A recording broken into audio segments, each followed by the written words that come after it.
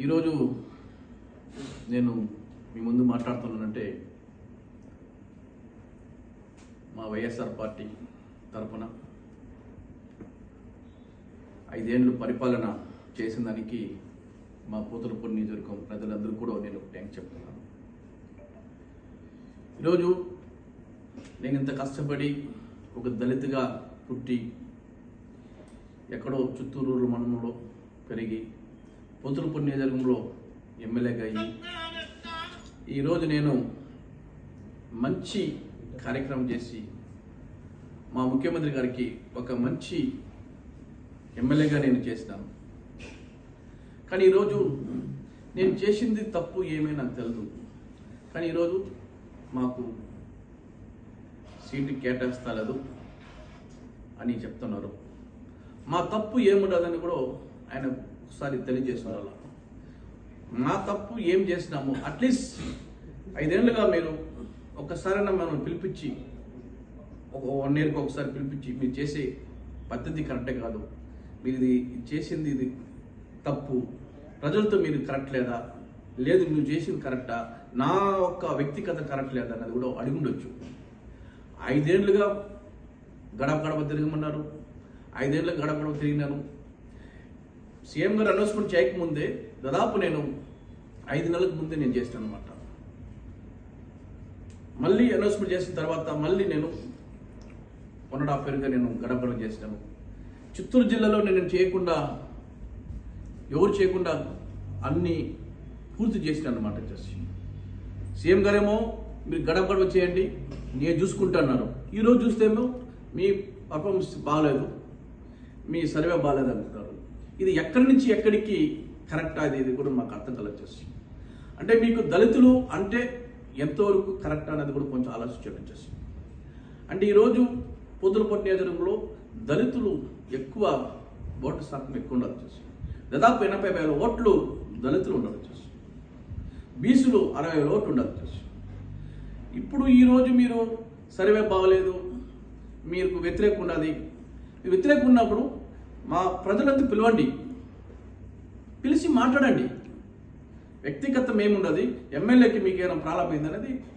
చాలా మంది నాయకులు ఉన్నారు, మా కోసం కష్టపడ్డలు ఉన్నారు. మాతో 5 ఏళ్ళుగా కాలంతో పాటు మేము నడిచినాం వచ్చేసి. నాకుండే నమ్మకం మీద నన్ను ఇంతవరకు నడిపించినారు. కానీ ఈరోజు ఒక్కో రోజుల్లో వచ్చి మీరు మీ పర్ఫార్మెన్స్ బాగాలేదు, మీ సర్వే బాగాలేదంటే సర్వే చేసింది ఎక్కడ సర్వే చేసినారు? ఐబ్యాక్ సర్వే అంటే కరెక్టా? ఏ రోజులో ఐబ్యాక్ సర్వే అనేది మీరు ఆలోచించవచ్చు. డబ్బులు ఇస్తే ఏమైనా చేస్తారు ఐబ్యాక్ వచ్చేసి.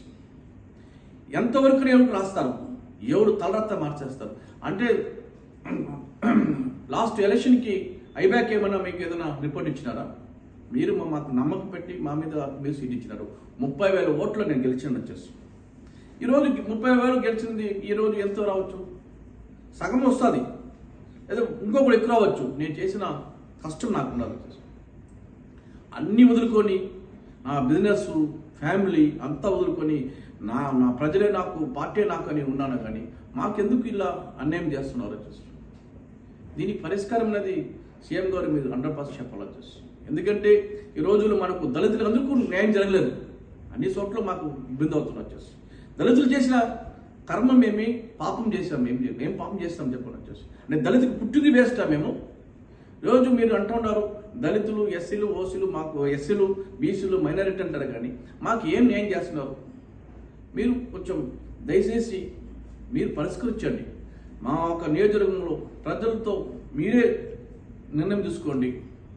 అందరూ లీడర్లు, క్యాడర్లు ఉన్నారు, పిలిపించుకోండి, మాట్లాడండి, న్యాయం చేయండి చేసి.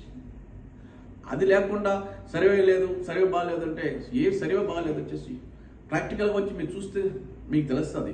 అది లేకుండా సర్వే బాగాలేదు, మీకు ఈసారి కాదు అనేది కరెక్ట్ కాదు. అది 5 ఏళ్ళుగా మేము కష్టపడింది దేనికి?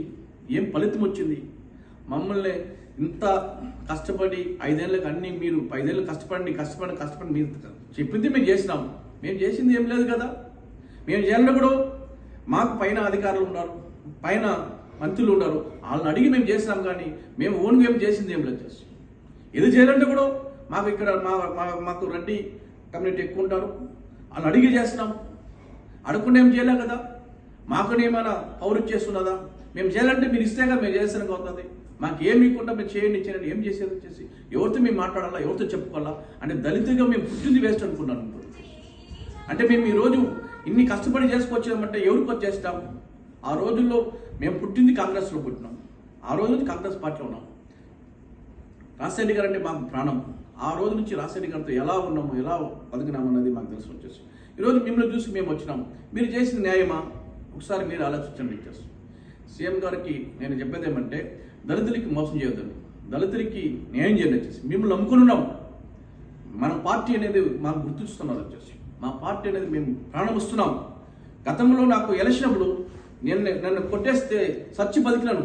1 మంత్గా కోమా స్టేజ్లో ఉన్నాను. వచ్చేసి మీరు ఇది కూడా మీరు చూడలేదంటే ఎలా చూస్తారు? వచ్చేసి ఎవరి కోసం నేను నిలిచినాను? వచ్చేసి పార్టీ కోసం, పార్టీ బాగుండాలి, పార్టీ కోసం కష్టపడుతున్నాను అనమాట. వచ్చేసి అన్ని విధాలుగా నేను పార్టీ కోసం ఉన్నాను. వచ్చేసి ఇటువంటి ఒక నిర్ణయం తీసుకునేది మీరే ఆలోచించండి. మేము ప్రాణం పోతే వరకు వైఎస్ఆర్ పార్టీలో ఉంటాం. మేము మోసం చేసేది మాత్రం లేదు.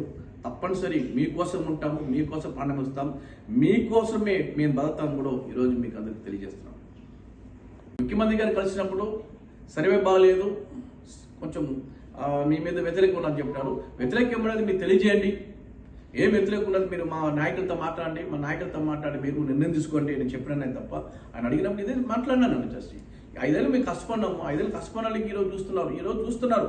ఈరోజు నాకు ఒకటి బాధకరం ఏమంటే గెలవని సీటు కూడా ఇస్తున్నారు. చిత్తూరు జిల్లాలో, తిరుపతి జిల్లాలో వాళ్ళు మీద వ్యతిరేక ఎక్కువ ఉండే వాళ్ళు చేస్తున్నారు. కానీ మన మీద వ్యతిరేక ఏముండదు నాకు అర్థం కాలేదు. వచ్చేసి వ్యతిరేక లేని వాళ్ళకి మీద దళితుల మీద ఇంత మృదు చేయలేదు కరెక్ట్ కాదు. అది దళితులేను, మాకు న్యాయం లేదంటే ఏమి న్యాయం చేస్తారు? మీరు దళితులు దళితులకు ఏం న్యాయం చేస్తున్నారు? మాకు అదే నాకు అర్థం కాకుండా ఉన్నాం. ఇప్పుడు ఓసీ ఉండే చోట్ల ఎక్కడ మార్చినారా? మారలేదు. వచ్చేసి ఎక్కడ దళితులు అక్కడ మార్చున్నారు తప్ప ఓసీ ఉండే చోట్ల ఎక్కడ మార్చినారు చెప్పండి? ఒక్క చోట్ల మార్చలేదు. తిరుపతి జిల్లాలో మొత్తం ఇచ్చినారు. వచ్చేసి వ్యతిరేకంగా ఉంటే కూడా అక్కడ ఇచ్చినారు. కానీ మేము వ్యతిరేక లేకుండా చోట్ల మాకు ఇస్తున్నాం. లేదంటే అది ఏ విధంగా మాకు ఓర్చుకోవాలో మాకు అర్థం కాలేదు. వచ్చేసి అది ఎంతవరకు న్యాయమో కూడా మాకు తెలియదు. వచ్చేసి ఏం చేస్తాడో ఆయన ఏం చేయాలో, ఏ విధంగా నిర్ణయం తీసుకున్నారో కూడా పార్టీ మీద నమ్ముతున్నాను. ఇప్పటి వరకు కూడా పార్టీ మీద నేను గౌరవిస్తున్నాను. పార్టీ ఏ విధంగా నిర్ణయం తీసుకుంటుందో ఆ విధంగా మేము కూడా కలుసుకుంటాం.